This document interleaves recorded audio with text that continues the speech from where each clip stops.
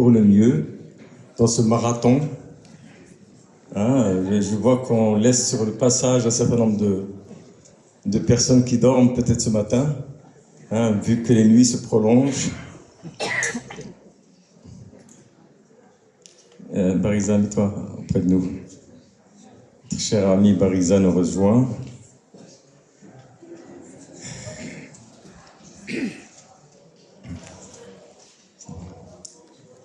Voilà.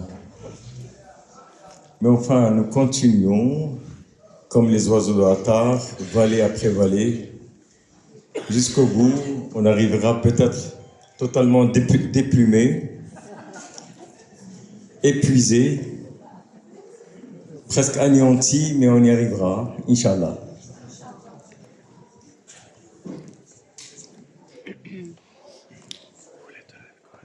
Donc, si vous voulez bien, ce matin, nous avons un sujet qui est d'une actualité poignante, comme on peut l'imaginer, parce que il fut un temps où on considérait que c'était de la science-fiction. Aujourd'hui, même les hypothèses les plus audacieuses semblent déjà appartenir au passé. Donc tout cela va très très vite. Mais est-ce que la spiritualité a quelque chose à faire dans cette transformation, cette accélération de la mutation humaine? On disait que dans une époque ancienne, le danger était de devenir esclave. À l'époque moderne, le danger est de devenir robot. N'est-ce pas? Et donc, c'est une forme de dégradation humaine qui nous pend totalement au nez et que d'autres considèrent comme un avenir radieux de l'humanité. Donc voilà, on verra bien s'ils ont raison ou pas. Donc c'est une discussion à avoir ce matin. Nous avons une panoplie d'intervenants qui vont prendre la parole donc cette matinée sur ce sujet. Je vais le plus simplement du monde aller de la droite vers la gauche, et nous allons un petit peu pendant quelques minutes développer, puis ensuite ne pas se priver d'intégrer dans notre développement ce qu'on a entendu chez les uns ou les autres.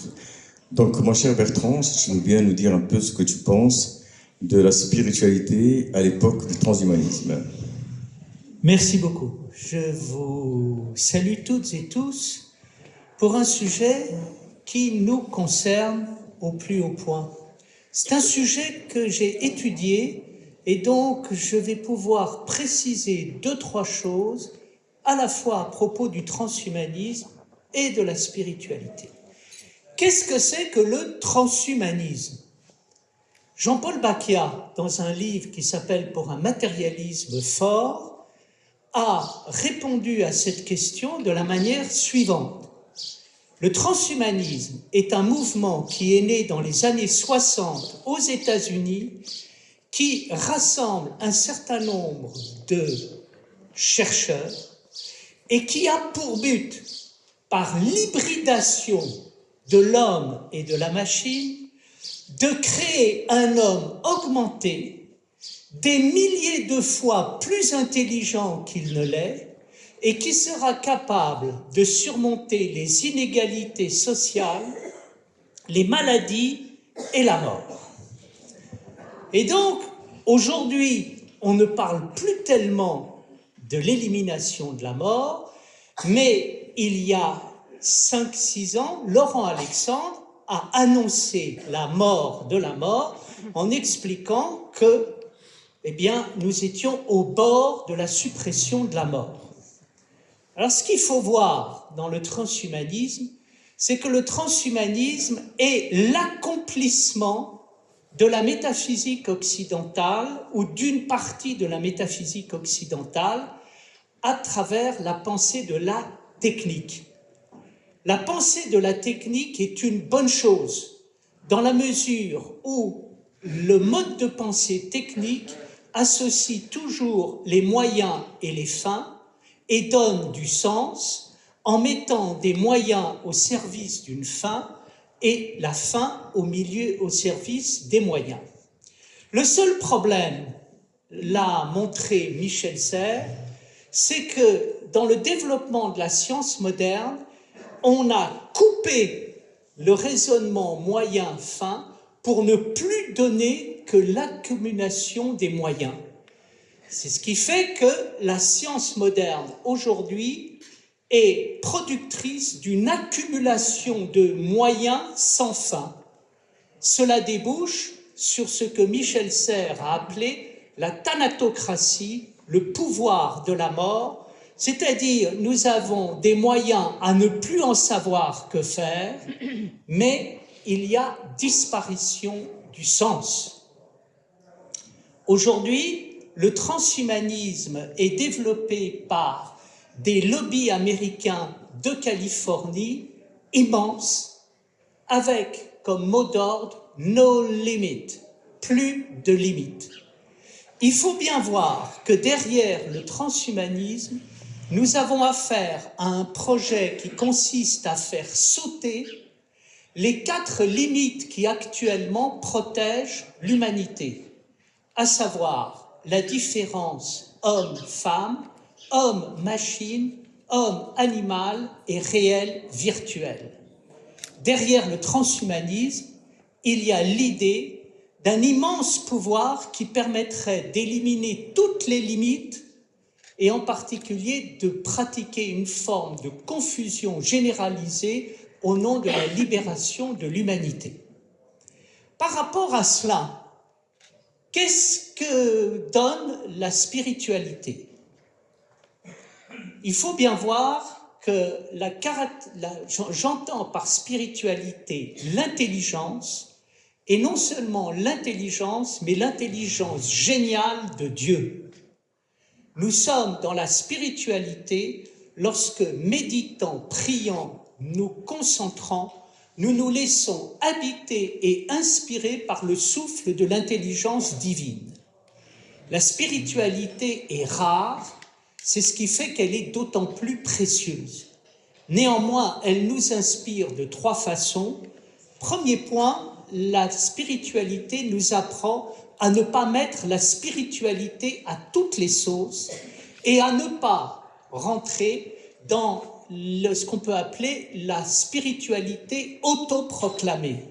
La caractéristique des spirituels, c'est que ce n'est pas eux qui disent qu'ils sont spirituels, mais parfois, il arrive qu'on dise « regarde-le, regarde-la, c'est un être spirituel ». Par ailleurs, la spiritualité passe par la raison et par le développement de la raison. Nous avons besoin de réfléchir sur les moyens, nous avons besoin de réfléchir sur le sens, sur la relation qu'il y a entre les moyens et le sens. Aujourd'hui, pour le français que je suis, il y a urgence à revenir au sens dans la mesure où nous vivons dramatiquement un monde dans lequel la vie n'a plus de sens. C'est ce que disait Malraux. Malraux disait « Nous sommes la première civilisation au monde », il parlait de la France et de l'Europe, dans laquelle la vie n'a plus aucun sens.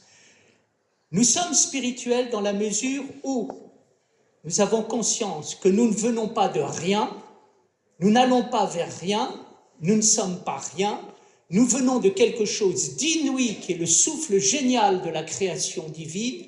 Nous sommes appelés à une vie dont nous n'avons pas imagination et nous sommes porteurs de trésors. Par là même, je crois que la spiritualité doit enseigner le monde technique et le monde moderne à retrouver le sens et à retrouver les trésors qui sont en lui et qu'il ignore. Je vous remercie pour votre attention.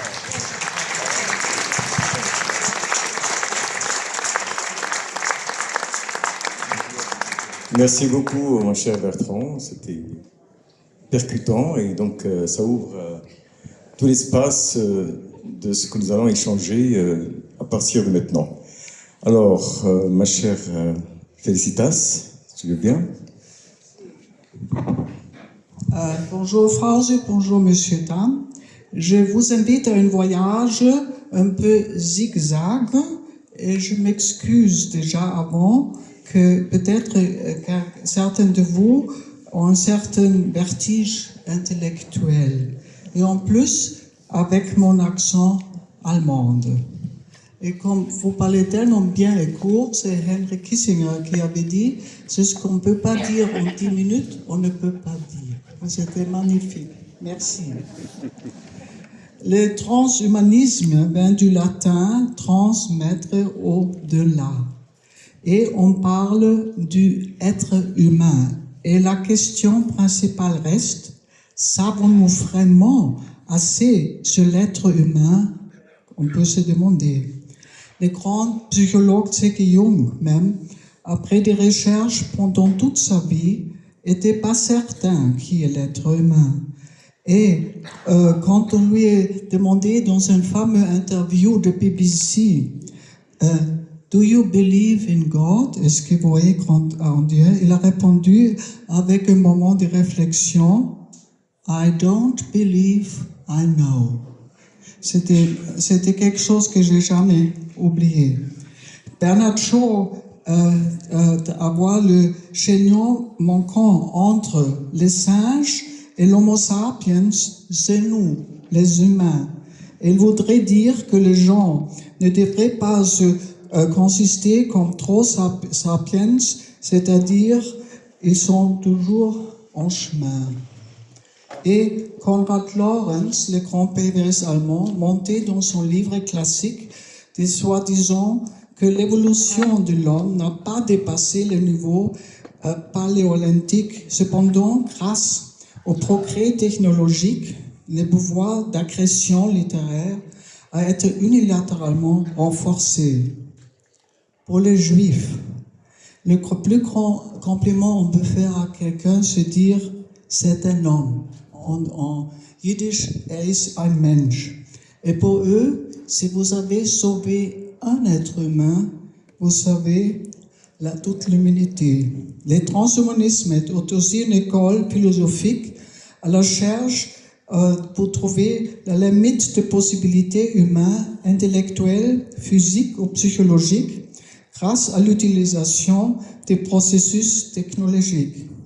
Par exemple, Elon Musk pense que la conscience humaine a la plus grande valeur dans tout l'univers et en même temps, des êtres humains sont d'un coup de leur conscience sont capables de détruire cette énorme don de la conscience. C'est pour ça la conscience doit être sauvée dans une autre planète, dans le Mars, et c'est pour ça il a construit ces fusées énormes pour arriver sur la planète de Mars en fondant une colonie de survivants, de sauver la conscience qui ne doit pas être détruite par les gens sur cette planète.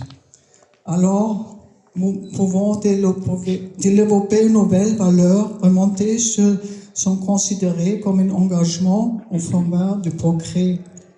Les représentants de tout, principalement dans la région anglo-saxonne et aux États-Unis. Autre part, l'imagination centrale a trouvé déjà la recherche dans la immortalité dans les postes de Gilgamesh et aussi dans l'idée d'une fontaine de jeunesse. Alors c'est une longue histoire que l'être humain a pensé ou espéré qu'il peut se transformer dans un autre monde. Dans cette large éventail de perspectives, on se pose aussi la question comment protéger l'humanité contre les risques existentiels comme une guerre nucléaire ou la collision d'astéroïdes. Descartes envisageait un nouveau type de médecine qui pourrait accorder à la fois l'immortalité physique et un esprit capable de se confronter les grands problèmes qui attendent l'être humain. Le Übermensch de Nietzsche, le surhumain, l'accent est mis sur la réalisation de soi plutôt que la transformation technologique. Aussi, Julius Huxley, le biologiste, qui est considéré comme la fondation du terme transhumanisme, dans un article qu'il a publié en 1956, Pour lui aussi, dans le transhumanisme, l'homme est un homme pour se transcender lui-même, un développement possible. Malgré la plupart des transhumanistes se disent athées, il existe une spiritualité pour une minorité. Ils suivent des formes libres de la tradition orientale comme le bouddhisme et le yoga. Les critiques religieuses trouvent que le transhumanisme offre aucune vérité éternelle ni aucune relation avec le divin. Certains pensent que dans les militants d'amis, les conditions seront créées par la perspective de l'univers dans une réalité du fort. Dieu post-humain, ces pensées sont inspirées par l'écrit d'un grand jésuite, Teilhard de Chardin, qui a trouvé une cause finale, un grand éventail de développement neurosphère et une conscience globale. L'être humain est aussi tenté de jouer Dieu, une pêche originaire dans la Bible. Une déclaration du Vatican de 2009 instituée comment et service de personnes humaines créées à l'image de Dieu stipule que changer l'identité de l'homme en toute personne humaine par la production d'un être infra-humain radicalement innocent, que le recours à la notification génique pour la production sur un homme qui n'est pas du tout dans le sens spirituel de les chrétiens. Ça me fait penser à un professeur qui fait les opérations esthétiques, qui s'appelle Heinrich Schöneich. Il gagne son argent en faisant des opérations à des femmes qui pensent de rester jeunes pour toujours. Et avec cet argent, il se voyage partout au monde. Il m'a raconté qu'il était en Afghanistan. Il y avait une jeune fille qui avait un terrible visage, un bec de lèvres, et elle a beaucoup réfléchi si elle pourrait faire cette opération, parce qu'elle était sûre que c'était Dieu qui a envoyé le destin à elle d'être une femme soi-disant moche. Et j'ai trouvé très intéressant, je peux beaucoup réfléchir à ça. Parce qu'à l'autre côté, vous avez cet super homme, cet homme qui peut faire tout, et à un côté, vous avez des gens qui ont peur de changer dans cette façon leur destin et qui pensent que c'était Dieu qui a envoyé ça. Nous voyageons notre vie dans tous les ordres, la possibilité de vouloir être un surhumain et le sentiment d'être hier un destin qu'il faut accepter. Pour les soufis, le djihad dans cette vision est avant tout une lutte intérieure sur le chemin de perfection, mais à la progressivité qui amène vers Dieu. Quand j'ai demandé à Annemarie Schimmel ce que nous les chrétiens puissions apprendre de l'islam dans cette direction, elle m'a dit, dans un verset coranique, il est dit, n'aie pas pour mettre ton avoir en ordre, c'est là que l'on peut continuer toute une philosophie écologique. Pour les mystiques, la nature est une Laurente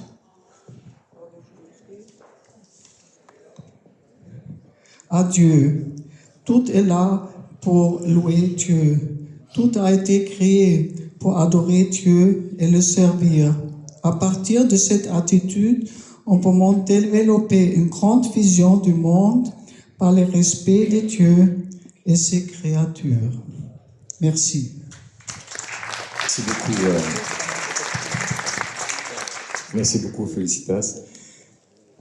C'est vrai qu'on a l'impression, quelquefois, qu'on est résigné. D'ailleurs, cela va tellement très vite qu'on n'a pas le temps de réaliser ce qui se passe.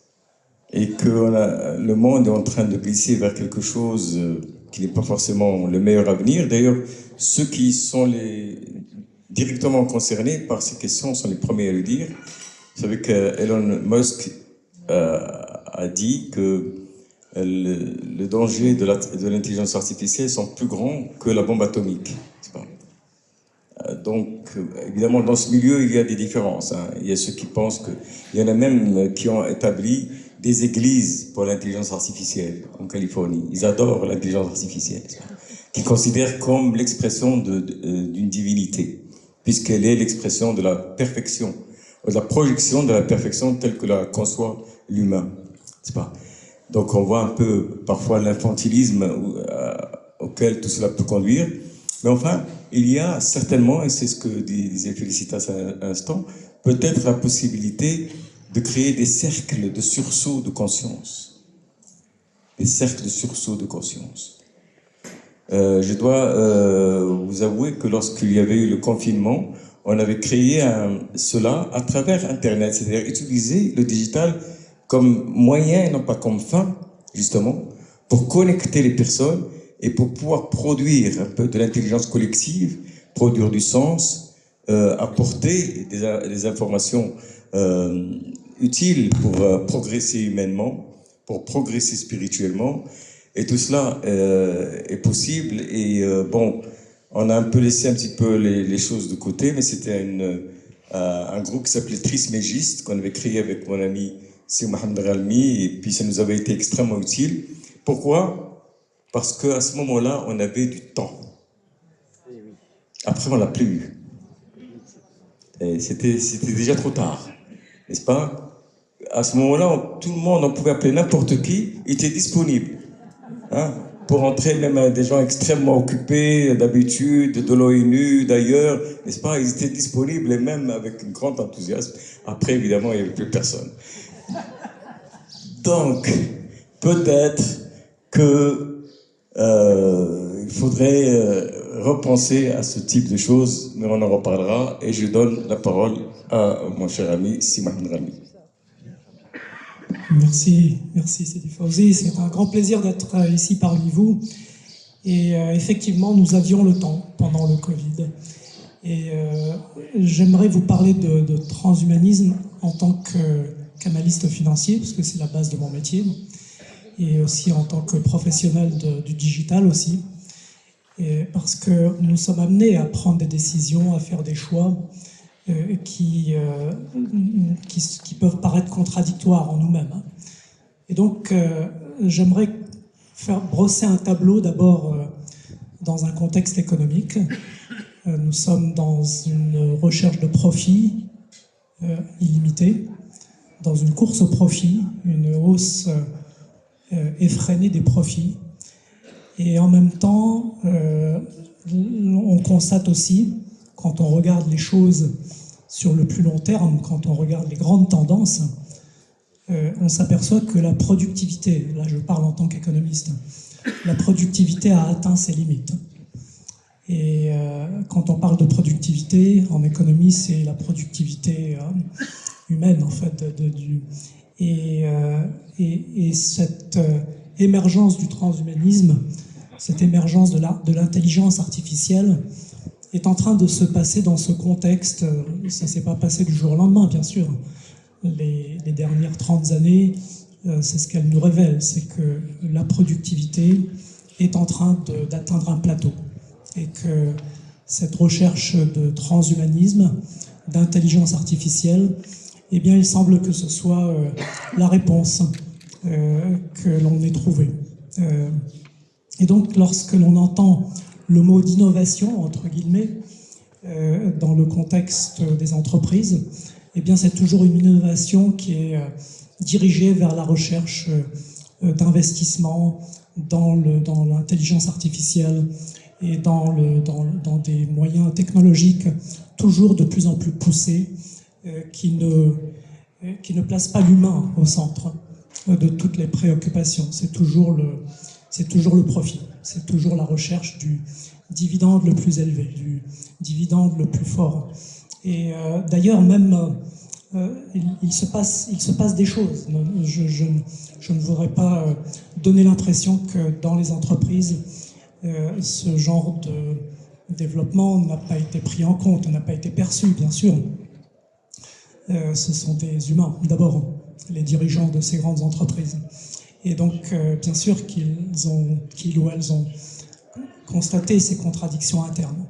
Mais il se trouve qu'on est dans cette course effrénée, cette course vers l'avant, où chacun, c'est un petit peu comme dans Alice au pays des merveilles, la Reine Rouge. Vous savez, il y a cette image de la Reine Rouge où tout le monde est en train de courir, et puis Alice s'aperçoit qu'elle n'avance pas. Et donc tout le monde est en train de courir, tout le monde est en train d'investir dans ces nouvelles technologies qui ont l'air très attrayantes au premier abord, mais personne n'avance. Et nous n'avançons pas, certainement pas, sur un plan humain. Et tout ça est baigné d'exponentialité, parce que tout cela est très exponentiel. Cette recherche de dividendes, elle est imprimée par l'exponentialité de la monnaie, une exponentialité qui nous pousse à toujours vouloir augmenter nos capacités personnelles. Et vous pouvez le voir dans les programmes de développement personnel qui éclorent, qui sont là qui sont partout sur Internet. Ce sont des programmes qui ont l'air attrayants aussi, qui font toujours référence à de la spiritualité, bien sûr, pour avoir un vernis de crédibilité. Mais c'est toujours pour augmenter ses capacités personnelles, pour toujours être dans l'exponentiel. Et ça n'est jamais vraiment imprimé dans une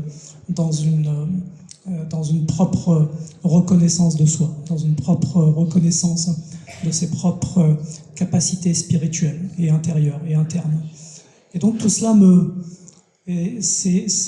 ça me rappelle ce que vous venez de dire, Bertrand, c'est ne pas mettre la spiritualité à toutes les sauces. Et nous sommes en plein dans cette phase où la spiritualité est mise à toutes les sauces, justement pour pouvoir répondre à ces contraintes externes de recherche, d'augmentation des capacités. Elles ne sont pas que technologiques, elles finissent par pousser les individus à vouloir s'augmenter eux-mêmes. Et donc, elles peuvent être toutes ces solutions de transhumanisme arrivent en fait à nous donner l'illusion qu'elles constituent une réponse à nos problèmes. Et en même temps, j'aime beaucoup le cinéma, donc j'aimerais faire quelques références cinématographiques. Il y a quelques années, quelques décennies, j'habitais à New York, j'avais la chance d'habiter juste au-dessus d'un cinéma extraordinaire qui passait des films qui, en fait, ne duraient qu'une semaine parce que personne ne voulait les voir. Mais il se trouve que ce film est un film qu'il faut voir, Bienvenue à Gattaca, qui est une société parfaite, où les individus ont atteint la perfection génétique. Tout est génétiquement parfait, où l'ADN a été mesuré, et donc nous sommes dans cette société où tout le monde est parfait. Et c'est un monde où la perfection génétique finit par amener des individus qui sont totalement déconnectés d'eux-mêmes, débasés d'eux-mêmes. Malgré cette perfection, eh bien, ils ont ce manque d'eux-mêmes. Voilà ce que je voulais dire. Et donc, lorsque nous avons parlé de Hayy, il y a quelques jours, nous avons parlé d'utopie, et non pas d'utopie et de dystopie, mais d'utopie. Et nous sommes dans un passage, et nous avons pu le constater pendant cette coupure avec le Covid, nous sommes dans un passage où nous avons besoin de temps. Voilà. Merci beaucoup, Simon. Tu poses une question centrale, c'est vrai, et à laquelle il faut penser sérieusement. Est-ce qu'il y a des formes de spiritualité qui sont de nouvelles formes de consommation. Voilà. Parce que la méditation de pleine conscience, des choses un peu clés à la main, n'est-ce pas, où pendant 10 minutes, on va faire des choses comme ça. On n'a pas besoin d'ailleurs de croire en quelque transcendance que ce soit, en quelque sens que ce soit, n'est-ce pas. Il suffit de se focaliser sur un point de détail et puis de se rentrer en concentration et ainsi de suite. Ce qui évidemment peut nous faire du bien puisqu'il crée une pause dans l'activité de notre mental. Et donc ça crée une forme d'apaisement. Mais est-ce que ce ne sont pas des ersatz, des substituts de spiritualité à un monde qui n'en a plus, puisque la spiritualité c'est beaucoup plus important que cela et beaucoup plus essentiel et beaucoup plus fondamental pour nos vies humaines. Et puis évidemment c'est ce qui a été dit aussi, c'est parce que cette recherche de bonheur en soi, c'est ce que nous retrouvons comme la fin dernière, parce que ce qui est important, c'est la recherche du sens, c'est pas simplement le bonheur comme une forme de consommation. Parce que le bonheur, on peut toujours le trouver ou l'activer sous une forme chimique. C'est ce qui a été écrit par Aldous Huxley dans Le meilleur des mondes. Dans Le meilleur des mondes, tu es un peu déprimé, puis tu prends une pilule. Tu as envie d'avoir de la joie, puis tu prends une autre pilule. N'est-ce pas? Tu as envie de rire, tu prends une troisième pilule, et ainsi de suite. Et puis, quelqu'un lui a dit, oui, mais là, c'est trop facile parce qu'on manque d'adrénaline. Mais ça existe, on a une quatrième pilule pour ça. N'est-ce pas? Et donc, voilà, et donc c'est vraiment, et ça, c'est ce que, bon, là, c'est sous forme chimique, mais ça peut être sous plusieurs autres formes, techniques et ainsi de suite. Donc, il y a là des choses de substitution par rapport à une vraie recherche de sens, et c'est toute la question est là. Eh bien, maintenant, je vais donner la parole à mon cher ami Wadik Doyle, qui est australien, qui est professeur à l'école américaine de Paris et qui s'intéresse aux questions spirituelles et de la communication en général depuis fort longtemps. Bonjour, bon, excusez-moi, je m'exprime en français. J'ai eu la chance de rencontrer Fatima Mernissi, ici en haut, le grand sociologue féministe né à Fas. Et la dernière fois que je l'ai vu, il m'a dit la communication est centrale. Tout est maintenant dans la communication. Et je crois qu'elle a raison. Et donc, quand on parle du transhumain, je veux parler du problème de la communication. La communication, si on veut, entre le spirituel et le rationnel. La communication entre le scientifique et le mystique. La communication entre la technique et ce qui n'est pas technique. On ne sait pas vraiment. Et pour faire ça, je pensais parler de la communication dans la famille, mais en particulier d'une certaine famille, c'est la famille Huxley.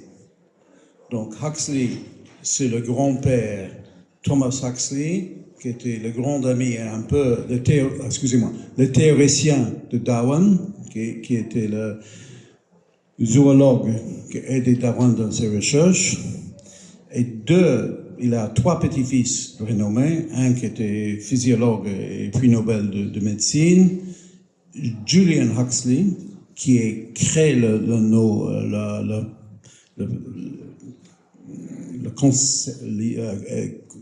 coin the concept, elle a eu le concept du transhumain en 1956, je pense, qui était premier directeur de l'UNESCO, mais aussi un grand scientifique. Et après, il y a son frère, qui avait une autre perception de la perfection, et une autre conception de comment aller au-delà de l'humain, ou des problèmes humains, qui s'appelle Aldous Huxley. Donc, Aldous Huxley a écrit le livre Brave New World, qui est une critique des idées de son frère et de son grand-père d'une certaine façon, où justement, on prenait le soma, le pilule à chaque moment. Et il y a une espèce d'idée d'une perfection sociale qui ignorait la capacité de transformation personnelle et spirituelle. Donc Aldous Huxley a développé une autre idée, celle en français on dit, de la philosophie pérenne, en disant qu'il y avait une philosophie commune à toutes les religions, à toutes les grandes traditions spirituelles, et que l'avenir de l'être humain était dedans, et pas dans ce qui peut son frère, qui était dans l'évolution de la technologie avec l'humain, la machine et l'être humain, et qui a beaucoup influencé Teilhard de Chardin, qui essayait de réconcilier les religions à la science avec cette idée d'une évolution.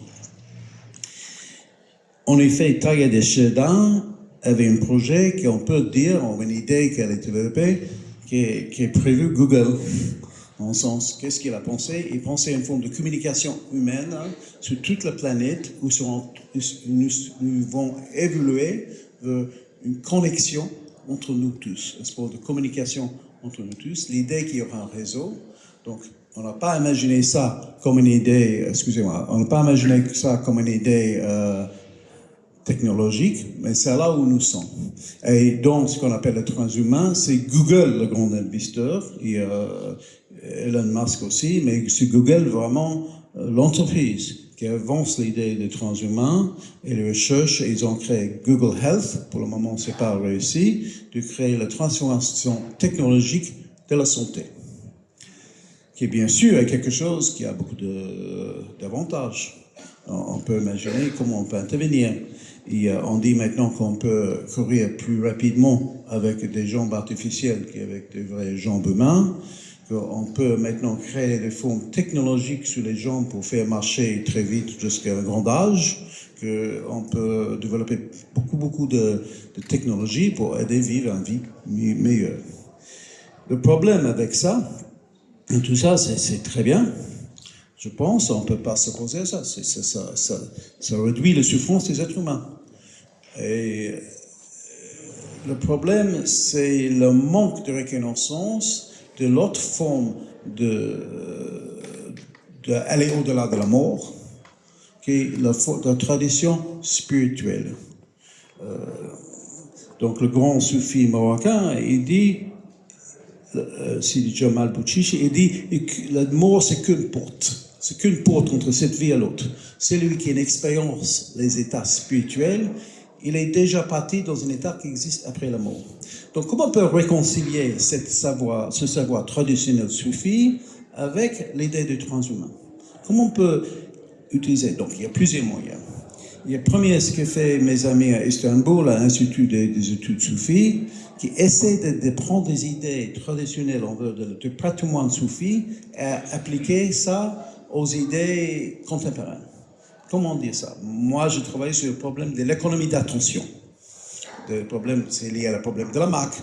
Comment maintenant, ce qui crée la valeur, c'est capter l'attention à la politique, capter l'attention du peuple, si vous voulez, des gens, et transformer ça en valeur économique. Donc, c'est plus lié à la production, c'est lié on remplace le capitalisme par le cloudisme. Ça veut dire, on dit les gens ce qu'ils veulent, on les donne ce qu'ils veulent, et ils ne savent pas que vous voulez.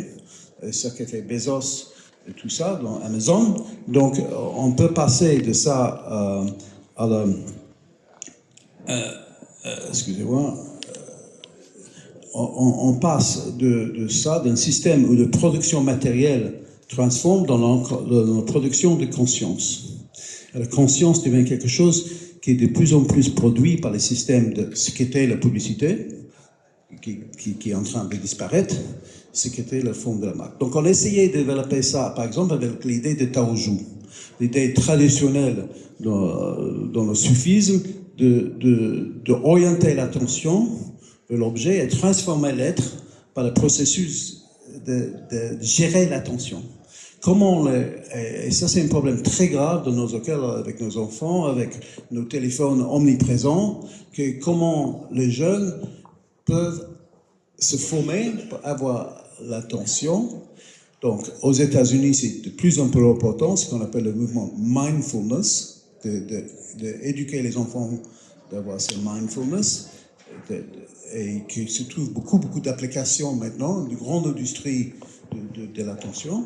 Comment on peut faire ça sans spiritualité? C'est la question que vous venez de poser. Comment on peut introduire la spiritualité dans la vie quotidienne d'une génération qui est souvent post-religieux. Comment on peut recréer ça? Comment donner cet espoir d'une immortalité, d'une bonheur au-delà de la mort? Comment on peut développer, si on veut, la communication entre ce monde scientifique et ce monde spirituel, entre les idées traditionnelles et les idées rationnelles? La première chose, je pense, que le soufisme peut développer, c'est l'idée qui vient de dire notre ami, que toute raison, toute akal, toute facette de raison doit être inspirée par une raison lumineuse, akal nour, qui doit être inspirée. Et comment développer et reconnaître ça dans le milieu non spirituel, dans le milieu académique et rationnel? Comment on peut voir le bénéfice et la réalité de cette raison spirituelle, si vous voulez, par la raison uniquement rationnelle?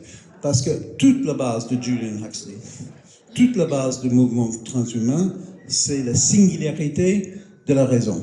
Il n'y a que des raisons, et rien d'autre que la raison. Donc, comment on peut agir contre ça? Comment on peut développer ça? Première chose, c'est la transformation personnelle, mais le soufisme, je pense, doit sortir uniquement de la transformation personnelle et individuelle vers une contribution intellectuelle aux idées de la prochaine génération. Il y a déjà une ouverture. Ça veut dire, moi, quand je parlais du yoga, du soufisme il y a 20-30 ans, j'étais mis à l'écart. Personne ne veut parler de ça dans les milieux des sciences sociales. Maintenant, c'est accepté. C'est plus en plus. Les gens parlent. Il y a une espèce de reconnaissance du besoin de ces philosophies traditionnelles, pas comme des objets d'étude, mais comme des sujets d'étude. Voilà. Excellent. Merci beaucoup. Ce kaléidoscope très inspirant. C'est vrai qu'il y a une sorte de confusion entre ce qu'on appelle l'immortalité du corps, puisque c'est ce qu'on recherche, Kurzweil et d'autres, n'est-ce pas? Ils pensent qu'on peut obtenir l'immortalité, ce qu'ils appellent l'immortalité, mais ils parlent de l'immortalité du corps, bien sûr. Donc, que certains appellent amortalité parce que un corps peut toujours être détruit d'un seul coup par un accident. Donc, mais disons que s'il ne lui arrive pas de catastrophe, on peut le maintenir en changeant les pièces en permanence, n'est-ce pas, à date régulière. On vient changer un peu de ce qui ne va pas, et puis on continue jusqu'à la prochaine date. N'est-ce pas? Mais ça, voilà, ça c'est l'immortalité, si je puis dire, corporelle. Et c'est très souvent confondu, puisqu'on est là, au fond, devant une idéologie, et c'est ce que vient de dire Wadik, devant une idéologie profondément matérialiste. On considère qu'il n'y a que la matière, que tout aspect spirituel n'est que, finalement, le résultat de la matière, que la conscience n'est que le résultat des mouvements chimiques, physiologiques, métaboliques qui finissent par produire de la conscience, ou de l'émotion, ou de l'intelligence, ou de tout ce que l'on veut. Et donc c'est ce qu'on pense, et c'est extraordinaire, d'ailleurs, ce que vient de souligner Wadik, que dans une même famille, c'est presque symbolique, c'est presque Abel et Caïn, quoi. N'est-ce pas? C'est une reproduction de Abel et Caïn, n'est-ce pas? Julien et Aldous Huxley, n'est-ce pas? Julien qui a entièrement inspiré la nouvelle technologie, n'est-ce pas, le darwinisme, l'évolution technologique, et Aldous qui a pris conscience du danger de tout cela, et il écrit The Brave World, n'est-ce pas, le meilleur des mondes, dont il a dit le meilleur des mondes, s'il s'accomplissait, ce serait le pire cauchemar de l'humanité. N'est-ce pas? Donc c'est vraiment des enjeux tellement importants et qui ne datent pas d'aujourd'hui. On en reçoit un peu les effets aujourd'hui parce qu'on les voit devant nous, mais c'est des choses qui ont été pensées depuis fort longtemps. Donc, je passe à mon amie Naïla Nour, qui est une soufie du Pakistan, une intellectuelle, et puis elle enseigne aussi dans la voie Inayat Khan. Et donc, pour la traduction, c'est toi qui t'en charge. Parfait. Parfait, s'il vous plaît. Thank you, Sidi. Assalamu alaikum wa rahmatullahi wa barakatuhu. Thank you very much for this opportunity. And this is a very important conversation we are having. Merci de cette occasion de vous rencontrer. C'est une occasion très importante. My co-presenters have spoken expertly on the subject. My co-presenters have spoken expertly on the subject. Et donc, les présentateurs ont déjà parlé avec beaucoup d'expertise. I would like to speak more about the spiritual understanding and implications of transhumanism. Et donc, j'aimerais plutôt parler de la dimension spirituelle du consumérisme. We all know that transhumanism is a bit to create a hybrid species by merging our biology with technology. Donc nous savons tous que le transhumanisme est une question d'hybridation entre la biologie, la biotechnologie et les nouvelles technologies. Through steps such as installation of brain chips to enhance human performance. Et donc à travers l'insertion de puces électroniques dans nos cerveaux pour augmenter nos capacités. Replacement of natural organs with lab-grown ones. Et le remplacement de certains de nos organes par des organes qui ont été produits en laboratoire. Gene editing and the control of our immune system. La modification de nos gènes et le contrôle de nos systèmes immunitaires. While all this might have detrimental results, it also has certain advantages. Et malgré les résultats négatifs, il y a aussi certains avantages. For instance, in the field of medicine and healing, we see that through this technology, paraplegics or people who are unable to move can find mobility again. Et donc, dans le domaine de la santé, par exemple, certaines applications qui peuvent aider les personnes avec des paralysies de retrouver une certaine mobilité. However, we find that the challenges that all this produces far outweigh the advantages.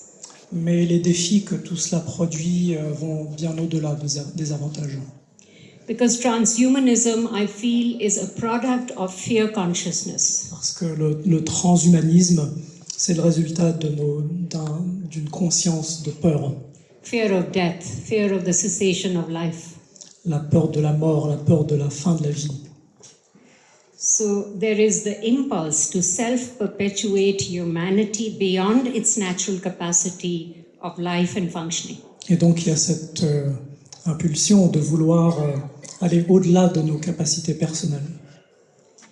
We are beings with certain natural limitations, like being susceptible to sickness or death, having,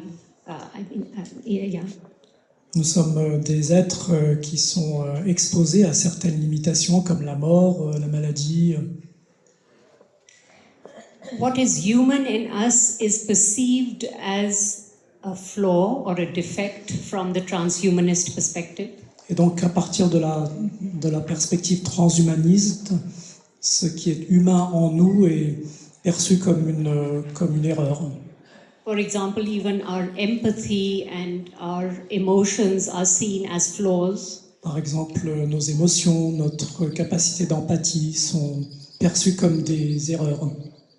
And we are told that the more machine-like we become, the better we are. Et donc on nous dit que plus on devient comme une machine, et mieux nous pourrons nous améliorer. So when we are governed by fear, we try to look for a savior. Et donc lorsque nous sommes guidés par la peur, nous cherchons un sauveur.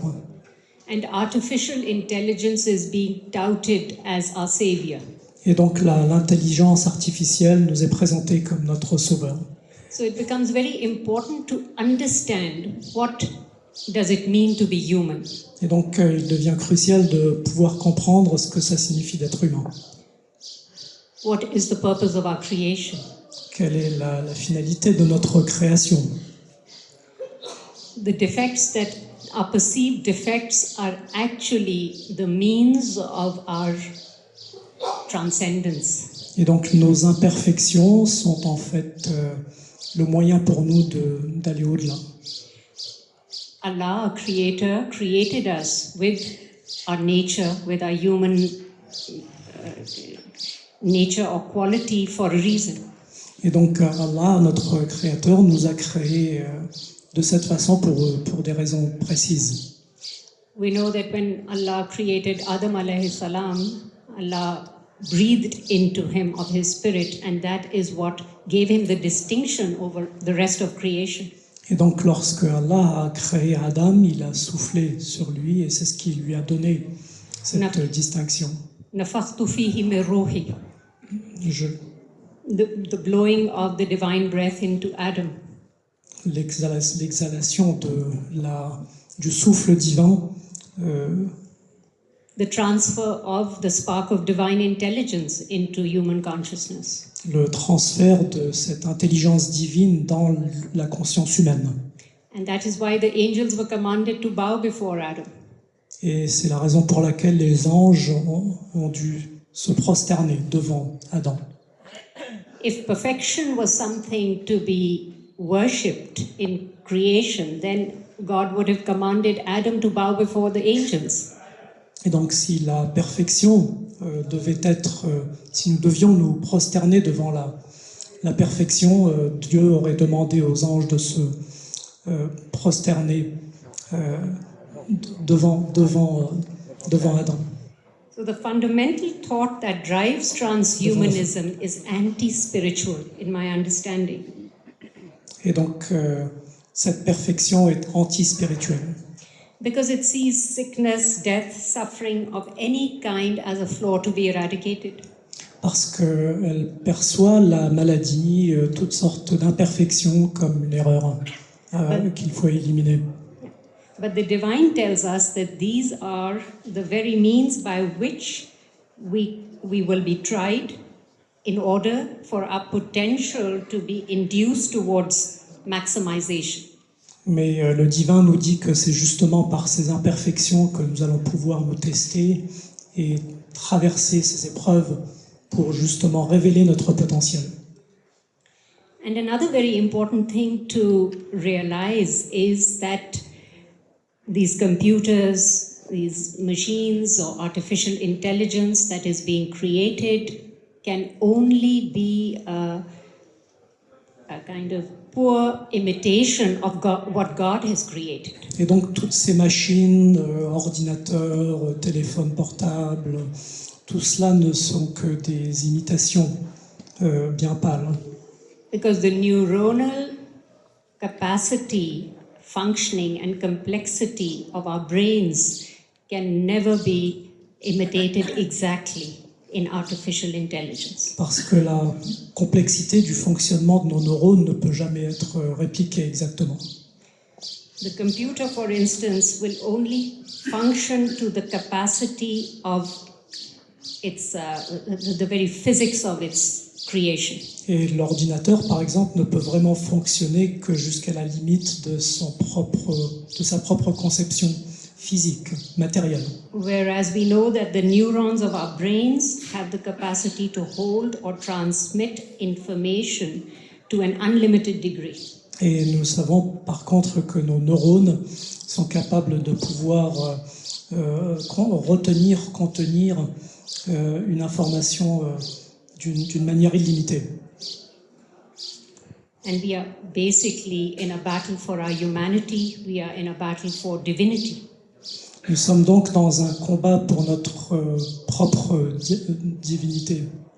Because our very physiology, our very bodies are the means to connecting with divinity. Parce que vraiment par notre corps, c'est le moyen par lequel nous allons pouvoir atteindre notre divinité. The DNA in us is actually the antenna of our bodies that can communicate with the intelligence of the unified field of existence. Car l'ADN qui est en nous, c'est une antenne qui nous permet de justement communiquer avec ce champ plus vaste. And that is the source of all our inspiration, our creativity, imagination, intuition. C'est la source de notre créativité, de notre imagination, de notre intuition, our ability to pray and meditate, notre capacité pour la prière et pour la méditation, to go beyond our perceived limitations, d'aller au-delà de nos limitations, de la perception de nos limitations. because God has created us to be more than what we perceive ourselves to be.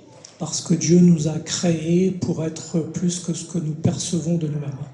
Another very absurd experiment of this modern technology is cryonics. L'autre absurdité de cette nouvelle technologie, c'est la technologie cryogène. A technology through which they attempt to freeze bodies in order to revive them at a later date. C'est une technologie qui permet de congeler les corps pour pouvoir les ramener à la vie plus tard. And to reconstruct human brains De reconstruire le cerveau humain by transferring them into microchips or computers, en les transférant sur des ordinateurs, des puces électroniques, so that our consciousness can live through these artificial entities, de façon à ce que notre conscience puisse continuer à vivre dans ces entités artificielles. but the risk is that what will emerge from this is really a de-souled consciousness functioning through half brains. Et le risque dans tout cela, c'est que nous allons nous retrouver avec une conscience sans âme. So we really need to ask ourselves some essential questions. Nous devons donc nous poser des questions essentielles. What does it mean to be human? Qu'est-ce que cela signifie d'être humain? What is the aim of our life experience here on earth? Quel est le but de notre vie ici, sur cette terre? Why did God create us as creatures of mortality and immortality at the same time? Pourquoi est-ce que Dieu nous a créés dans cette forme mortelle et immortelle à la fois? And if we allow artificial intelligence to replace our human skills, such as creativity, imagination, and problem solving, what we are doing is actually weakening these faculties in us, which then over time will become mere appendages of skills that we have. And this is how a species is really lost through on a genetic level. Et donc, ce que nous faisons avec l'intelligence artificielle, avec notre créativité, notre intuition, en déléguant nos pouvoirs à l'intelligence artificielle dans le domaine de la créativité, de l'intuition, eh bien, en fait, nous finissons par les affaiblir en nous-mêmes pour ne devenir que des attributs externes à cette intelligence artificielle. And let us not forget the reason for which we've been created. Allah says in the Quran, وَمَا خَلَقْتُ الْجِنَّ وَالْإِنسَ إِلَّا لِيَعْبُدُونَ. Et donc, n'oublions pas la raison pour laquelle nous avons été créés. That God has created jinn and man only for his worship, for knowing him and for worshipping him. Dieu a créé l'humain, l'homme et les esprits, donc uniquement pour pouvoir les reconnaître. And this is the reason why the neuronal capacity of our brains is unlimited, because it's created to know the infinite. Et c'est la raison pour laquelle nos neurones ont été créés, et c'est justement pour pouvoir reconnaître, accéder à cette infinité, à cette capacité infinie. So in the end, I would just like to say that let us say Hasbi Allah and not say Hasbi al technology.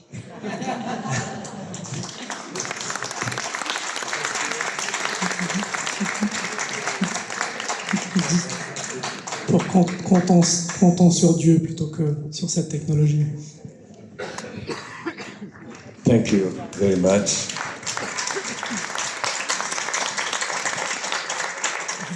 Eh bien, c'était une très belle formulation, en tout cas avec des angles différents, mais avec un élargissement de cette compréhension de l'enjeu qui nous intéresse évidemment au premier chef maintenant, Je voulais simplement, avant d'oublier, vous dire, j'y pense maintenant, parce que peut-être que tous ces types de conversations peuvent être poursuivis par la suite. Et je demanderai, si c'est possible de le faire maintenant, de mettre des feuilles blanches quelque part et que vous mettiez vos mails, que vous enregistriez vos mails. Soit maintenant, si quelqu'un de l'équipe m'entend ici et qu'il puisse s'en occuper, voilà, avec un stylo, enfin 2-3 feuilles, ensemble de feuilles avec 3 ou 4 stylos. Et puis, ce sera maintenant, et puis dans les tables rondes qui nous restent encore à traverser et à évoquer demain matin et demain après-midi. Je voulais aussi vous dire, ça c'est le côté aussi juste pratique, que à l'occasion, lorsque vous rentrez le soir ou bien en partant, mais si vous arrivez un petit peu tôt, c'est encore préférable, sur le grand site de Bab el Makina, il y a des expositions d'artisanat.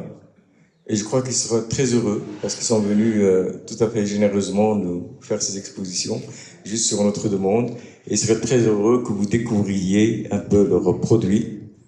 Le produit, et justement, c'est toute ça me fait penser en disant cela entre la différence entre le travail de l'artisan et le travail n'est-ce pas, de la machine aujourd'hui, puisque l'artisan est l'auteur d'une œuvre.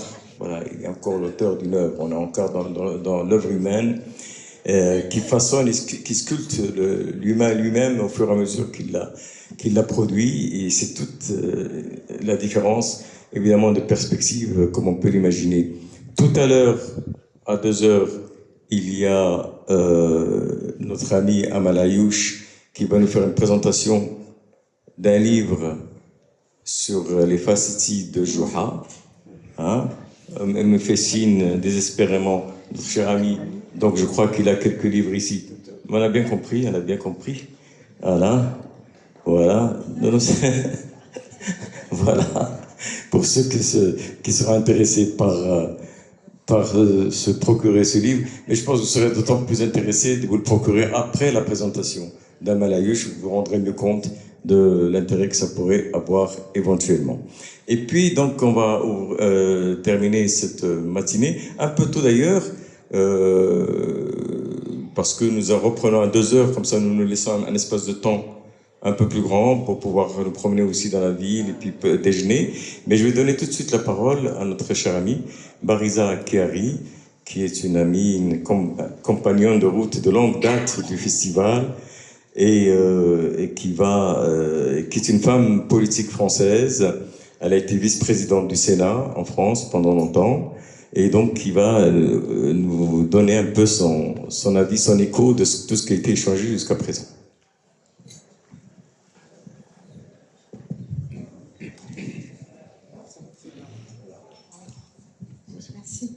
Merci infiniment cher Fawzi, pour ce panel extrêmement riche. Alors, il part de l'inquiétant au rassurant. Vraiment. Et j'ai 2 questions à poser. Depuis la nuit des temps, nous pensons que la création est infinie et que l'homme est fini, qu'il a une date de péremption. On voit aujourd'hui que la création est malmenée, voire en passe peut-être de disparaître, et l'homme peut avoir, comme tu le disais tout à l'heure, un contrôle technique qui fera qu'il pourra vivre beaucoup plus longtemps. Et donc, ma question porte sur quelles sont les forces en présence qui peuvent empêcher ce désastre. Alors, j'entends que du côté spirituel, on peut travailler à une prise de conscience, mais les forces, entre les forces spirituelles et les forces matérielles, sont tellement de niveaux, tellement... Les pouvoirs en œuvre, qui sont à l'œuvre et qui pourraient stopper ce fameux transhumanisme dont on voit vraiment tous les dangers. Cher Bariza, merci. Évidemment, des questions très précises et très pertinentes. On va juste continuer à faire un petit tour de 3 ou 4 questions. Mais on a déjà compris qu'il y avait une confusion. Oui, peut-être... Un mot sur la question de la spiritualité. Je pense que les forces spirituelles n'ont pas été en capacité de faire de la pédagogie sur l'immortalité, enfin, sur la mortalité du corps et sur l'immortalité de l'âme. Voilà, je pense que c'est la question. Il y a une faiblesse. Oui. C'est peut-être la question effectivement qui s'impose sur faire la part des choses, puisque dans une vision matérialiste, notre corps est la seule chose qui existe, et donc le perpétuer, c'est lui donner une forme d'immortalité. Dans la vision du point de vue spirituel, nous passons de vie à trépas, mais pour une autre vie qui, elle, est éternelle. C'est l'âme qui est éternelle, c'est pas le corps.